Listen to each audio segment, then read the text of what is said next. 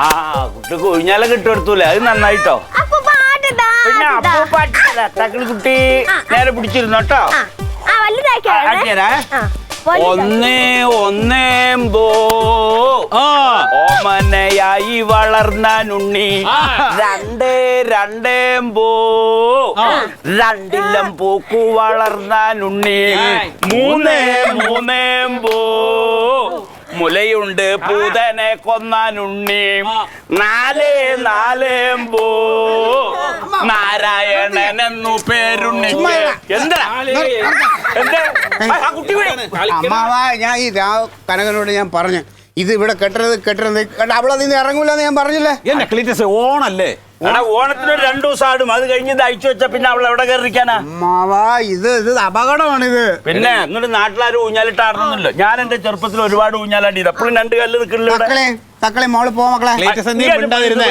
എന്റെ ആളെ ഒരു കുഴപ്പമില്ലെന്ന് കൊച്ചത് വീണത് ദോഷമാണ്. പിന്നെ അറിയട്ടെ, നീ പോ. ഇത്ര നേരം കുഴപ്പമൊന്നും നേരെ വെളുത്തതിൽ കയറിയാണ്. എത്ര വരെ പാടി? 4 അല്ലേ? 5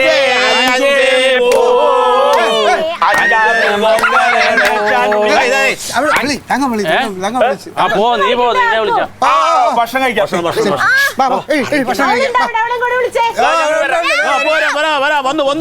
ഡീസന്റ് ആവണം.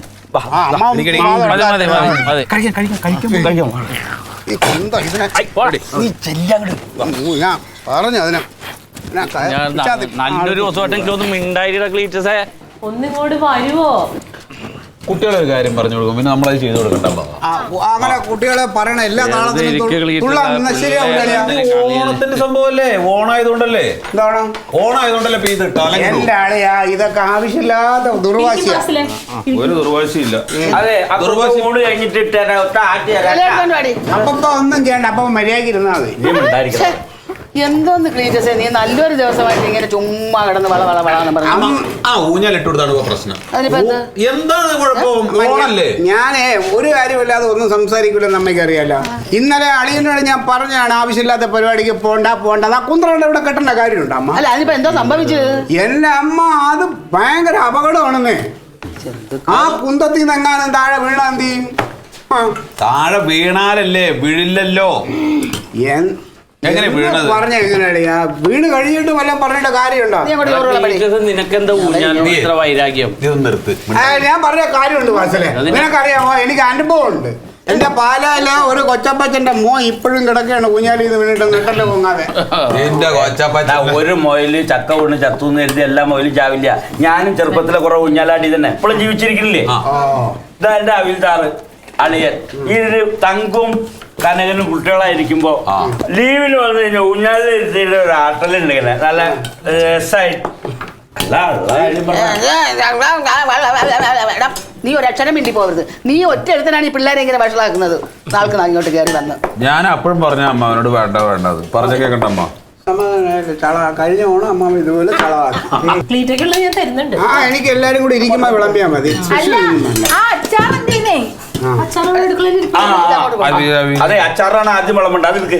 അച്ചാറില്ലാണ്ട് എന്തോ ഓണം. അല്ല അളിയോ, ആ ഇല മുറിച്ചെടുത്ത്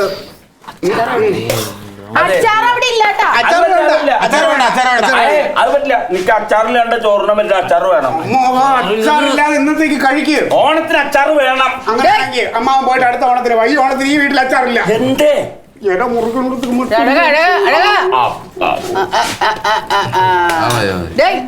പോയി അച്ചാറെടുത്തോണ്ട് വാ.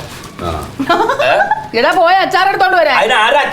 എടാ നിന്റെ അടുത്താ പറഞ്ഞത് പോയി അച്ചാറെടുത്തോണ്ട് വരാ. ചേച്ചി ഓണത്തിന് അച്ചാറ് നിർബന്ധമല്ല. എനിക്ക് നിർബന്ധം അച്ചാറും കൂട്ടി ആൾക്ക് ചോറ് കൊടുക്കണമെന്നുള്ളത്. ഒരു കാര്യം ചെയ്യാം, ഞാൻ പോവാമോ? ഞാൻ പോയിട്ട് എടുത്തിട്ട് ഒരു സമാധാനം ഇല്ലാത്തൊരു ഓണമായി പോയല്ല. സാമ്പാർ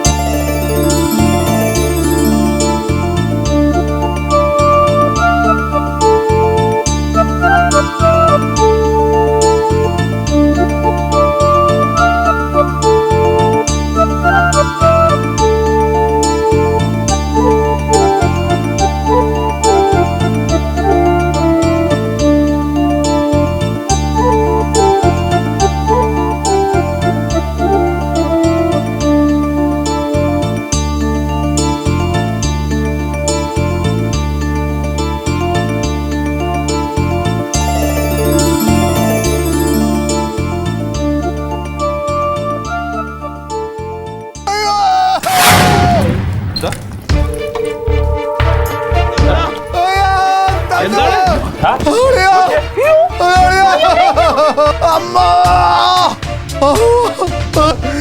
തങ്കം അളിയാ പൊക്കളിയാ തങ്കം അവിടെ കിടക്ക്